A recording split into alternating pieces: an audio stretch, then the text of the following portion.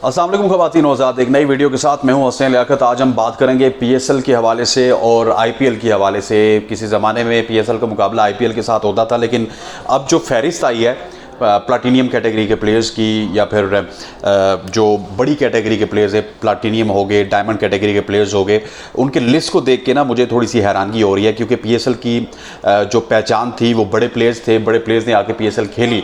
लेकिन अब काफ़ी अरसे से हमें देखने को मिल रहा है कि कोई भी बड़ा प्लेयर पीएसएल में आके जलवागर नहीं होता। और मैं आपसे भी पूछूंगा कि आप किस किस प्लेयर को पीएसएल में देखना चाहते हैं, और फिर थोड़ा सा कंपैरिजन करूंगा पीएसएल का आईपीएल के साथ, और बताऊंगा आपको कि क्या कुछ गलतियां हो रही हैं जिसकी वजह से जो क्रिकेटर्स हैं वो पीएसएल का रुख नहीं कर रहे। अच्छा, थोड़ा सा मैं आपको पहले जो फहरिस्त आई है उसमें चीदा चीदा नाम गिनवा दूं, और उसके बाद मैं कंपैरिजन करूंगा उन नामों के साथ जो कि इससे पहले पीएसएल खेल चुके हैं। पीएसएल नो के ड्राफ्ट के सिलसिले में जो गैर मुल्की खिलाड़ी हैं जो कि इब्तदाई तौर पर प्लाटीनियम कैटेगरी के लिए जिन्होंने अप्लाई किया, इंग्लैंड के डेविड मिलान, ठीक है, हम जानते हैं।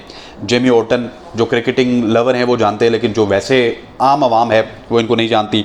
डेविड विले हैं, इंग्लैंड की जानिब से क्रिकेट खेली, इन्होंने रिटायरमेंट के करीब हैं, बल्कि वर्ल्ड कप में रिटायरमेंट ऑलमोस्ट ले चुके हैं।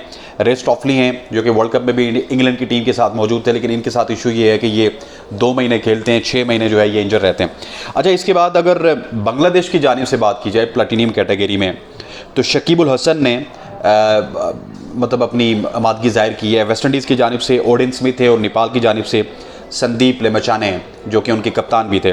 अगर बात की जाए अफ्रीका के प्लेयर्स थोड़े से अच्छे हैं, बुरे नहीं हैं। इसमें प्रिटोरियस हैं जिन्होंने अप्लाई किया, रेसिवन डूसन हैं प्लाटीनियम कैटेगरी के लिए, श्रीलंका से एंजली मैथ्यूज़ हैं, मेंडस हैं, कुशाल मेंडस और दासुन सानाका, इन्होंने प्लाटीनियम कैटेगरी के लिए अप्लाई किया। और इसके साथ साथ अफगानिस्तान से हैं नवीन उल हक और मुजीबुर रहमान। डायमंड की बात की जाए तो बांग्लादेश की जानिब से तमीम इकबाल हैं, तस्कीन अहमद और मुशफिक रहीम हैं, नामीबिया के डेविड वीसे हैं, और अफगानिस्तान की मोहम्मद नबी ने डायमंड कैटेगरी के लिए अप्लाई किया है। और न्यूजीलैंड के मार्टिन गैप्टिल डायमंड कैटेगरी में होंगे। गैप्टिल के साथ साथ जनूबी अफ्रीका के लुंगी नेगेडी, ठीक है, मुनासिब नाम है। रिजा हेंड्रिक्स, इंग्लैंड के जॉर्डन कॉक्स, ओली पॉप और वेस्ट इंडीज़ के जॉन्स चार्ल्स ने डायमंड कैटेगरी में शामिल होने का फैसला किया है। और गोल्डन कैटेगरी में अफ़गानिस्तान के नजीबुल्लाह ज़ादरान हैं, बांग्लादेश के नजीबुल हुसैन शांतो हैं। अच्छा, थोड़ा सा मैं आपको पीछे ले चलता हूँ। जब आपको याद होगा शाहिद अफरीदी पेशावर ज़ल्मी की क़यादत करते थे, ये उस ज़माने की बात है।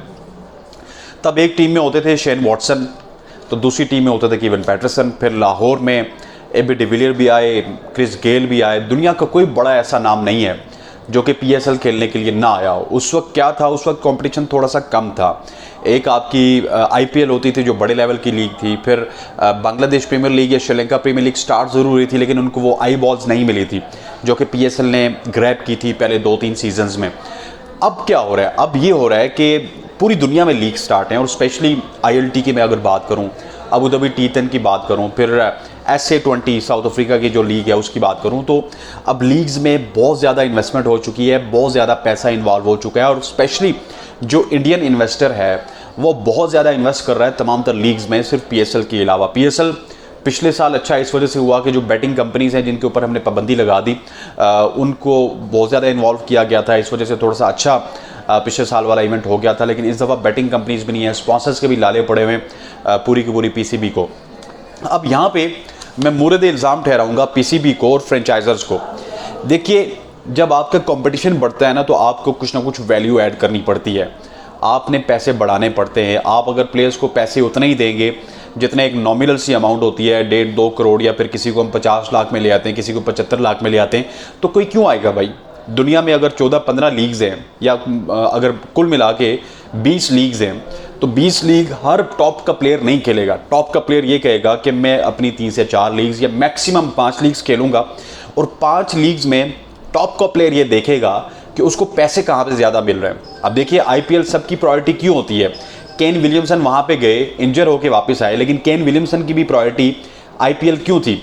उसकी रीज़न ये है कि केन विलियमसन को वहाँ से पैसे ज़्यादा मिलते थे, वो किसी और लीग में जाके खेलना नहीं चाहते थे। इसी तरह डेव वार्नर हो गए, डेविड वार्नर के अलावा कमिंस पिछली दफ़ा नहीं खेले, स्टार्क नहीं खेले, या फिर अगर आप क्विंटन डी कॉक की बात कर लें, या फिर कॉलिन मनरो की बात कर लें, सारे के सारे प्लेयर्स तो आईपीएल जाके खेल रहे हैं।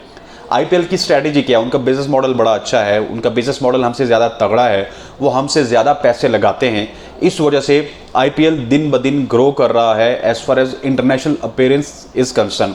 इंटरनेशनल प्लेयर सारे आके आईपीएल खेलना चाहते हैं। Where as far as PSL is concern, तो पीएसएल में अब मुझे लगता है कि ये जो नाम है ना, ये फिर बड़े नाम हैं जिनका मैं नाम लिया, रिजा एंड्रिक्स हो गए, इस तरह के लोग हो गए, ये तो फिर आएंगे। लेकिन इनके अलावा आप अगले सीजन में शायद इनमें से भी कम प्लेयर्स देखें, क्योंकि प्लेयर्स की अब प्रायोरिटी नहीं है पीएसएल खेलना। पीएसएल में इतना ज़्यादा पैसा नहीं है, ऊपर से 1.5-2 महीने की आपकी लीग होती है, तो प्लेयर्स ये कहते हैं कि इससे बेहतर है कि हम कुछ आगे पीछे कर लें। और फिर सबसे बड़ी नायली फ्रेंचाइज मालिकान की, तो मैंने आपको बता दिया कि पैसे उनको बढ़ाने पड़ेंगे, कुछ इंसेंटिव्स देने पड़ेंगे, तब आके यहाँ पे लोग पीएसएल को प्रेफर करेंगे। लेकिन सबसे बड़ी नायली तो पीसीबी की है, जिसने अभी तक अपना स्ट्रक्चर ही तब्दील नहीं किया। मतलब जो भी चेयरमैन होता है वही डिसाइड करता है। हालांकि होना ये चाहिए कि पीसीबी को और फ्रेंचाइजर्स को मिलके एक कोई अपना सदर बना लें, एक कोई अपना चेयरमैन बना लें, एक पूरी बॉडी बना लें, ताकि वो अलग से तमाम तर मामलात को देखे। अभी पेपर्स में पीएसएल एक अलग बॉडी है, अलग कंपनी है, सारी चीज़ें रजिस्टर हैं, लेकिन उसके मामलात पीसीबी ही देखता है, जिस पीसीबी में 3 महीने के लिए अलग चेयरमैन होता है, दूसरे 3 महीने के लिए अलग चेयरमैन होता है। और अभी तक 7 दिसंबर को रिटेंशन की फहरिस्त आनी है, और मैं अभी जब आपसे बात कर रहा हूँ तो अभी तक ये फहरिस्त पीसीबी ने फाइनल नहीं की। अब रिटेंशन के बाद अगला मरहला है कि 13 फ़रवरी को आपका ड्राफ्ट होना है, और इन प्लेयर्स के साथ अगर ड्राफ्ट होना है तो किस टीम में कितने को क्वालिटी प्लेयर्स आएंगे आप देख लिए। ना वार्नर ने अप्लाई किया, ना क्विंटन डी कॉक ने अप्लाई किया, ना किसी और ने अप्लाई किया। अगर आप अप्लाई नहीं भी करवाते तो आप अपने एजेंट इतने तगड़े रखें, आप अपने पैसे इतने तगड़े रखें कि ये सारे लोग आप इनसे 11th आवर में रब्ता करके इनको मंगवा लें। लेकिन होता नहीं है, होता कुछ डिफरेंट है। सारे लोग पैसे बचाने के चक्कर में, क्योंकि उनको पता है कि पीएसएल ब्रांड बन चुका है, मैंने और आपने पीएसएल को देखना है, लेकिन उनको ये नहीं पता कि पीएसएल की जो ब्रांड वैल्यू है वो दुगनी या तिगनी इस वजह से हो सकती है कि उनके जो प्लेयर्स हैं वो आप समझिए कि जो प्लेयर्स इंटरनेशनल खेल रहे हैं किसी भी टीम के, वो जब पीएसएल में आएंगे तो उसको ब्रांड वैल्यू में डबल इजाफा हो जाएगा। और जब हम कंपैरिजन करते हैं आईपीएल के साथ, तो sorry to say there is no comparison between IPL and PSL. जिस तरह हम कंपैरिजन करते हैं ना बाबर आजम का विराट कोहली के साथ, अभी तक हाल में कोई कंपैरिजन नहीं है। ये कंपैरिजन तब होगा जब विराट कोहली 37-38 साल क्रिकेट खेल के रिटायर हो जाएंगे, और उसके बाद 5-6 साल बाद जब बाबर आजम रिटायर होंगे तो फिर हम तमाम तर चीज़ों को देखेंगे, एवरेज को देखेंगे, ठीक है नंबर ज़्यादा ना हो, और स्टैट्स को देखेंगे, स्ट्राइक रेट को देखेंगे, विन परसेंटेज को देखेंगे, चेजिंग में देखेंगे, फिर पहली बैटिंग में देखेंगे। तो फिर जिस तरह हमें बाबर और विराट का कंपैरिजन करना आसान होगा, इसी तरह आईपीएल और पीएसएल का जो कंपैरिजन है वो तो हम कर रहे थे, और पीएसएल किसी हद तक उनको टक्कर दे रही थी। लेकिन अभी मुझे ये लग रहा है कि पीएसएल अपनी जो वैल्यू है वो खोती चली जाएगी। पहले आईएलटी या टी10 लीग या SA20 ये पीएसएल की विंडो में अपने मैचेस नहीं रखते थे, 1-2-3 मैचेस होते थे। लेकिन आहिस्ता आहिस्ता आप देखेंगे अगर यहाँ पे प्लेयर्स अच्छे तगड़े ना आए तो वो हमारे खिलाफ जो है ये भी कर सकते हैं कि जिस दिन पीएसएल के मैचेस चल रहे हैं उस दिन साथ सीपीएल भी चल रही है, ऐसे लीग भी चल रही है और फलाफला लीग भी चल रही है। पहले वो पीएसएल को प्रायोरिटी इस वजह से देते थे कि अच्छे प्लेयर्स पीएसएल खेलते थे, अब वो पीएसएल को आइंदा आने वाले दिनों में प्रायोरिटी भी नहीं देंगे। और ये पीसीबी को भी सोचना चाहिए और तमाम तर फ्रेंचाइज मालिकान को भी सोचना चाहिए। उम्मीद करता हूँ आज का व्लॉग आपको पसंद आया होगा। इंशाल्लाह कल फिर हाजिर होंगे किसी नए टॉपिक के साथ, तब तक के लिए अल्लाह हाफ़िज़।